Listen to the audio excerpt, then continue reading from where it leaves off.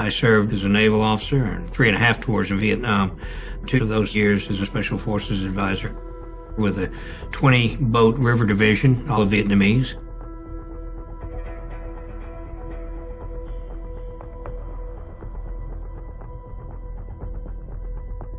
The plan was to sail all the large ships of the South Vietnamese Navy down the Saigon River to the sea and rendezvous at Côn Sơn Island. We had expected, frankly, a longer time period to get ready. We had been told by people in our intelligence community that we might have as long as the 4th of May. But the North Vietnamese were closing in quite tightly, and clearly it was time to send the signal to leave. We steamed down to Côn Sơn Island, and we could see on the radar display that there were a lot of blips.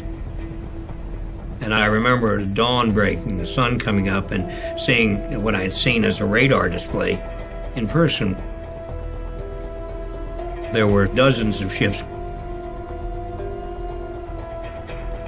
and not just Vietnamese naval ships, but also civilian ships. And they were all totally crammed with people. Some of these ships had been hit by enemy fire coming down the Saigon River.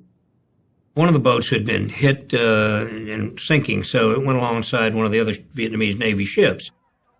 A wooden plank was thrown between the 2 ships for the civilians and naval personnel on the damaged ship to cross onto the ship that wasn't.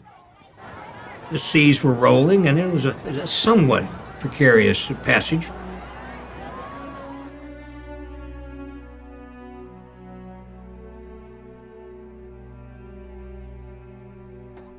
We had worked a plan out to sail 2 ships to the Philippines, and the QUİC was going to escort them.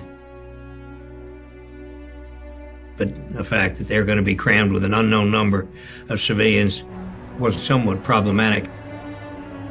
The U.S. government already had a refugee problem with the U.S. naval ships. This was another 30 or more thousand people to deal with. I thought it was a lot easier to beg forgiveness than to get permission. So the decision was made, and they all went with us.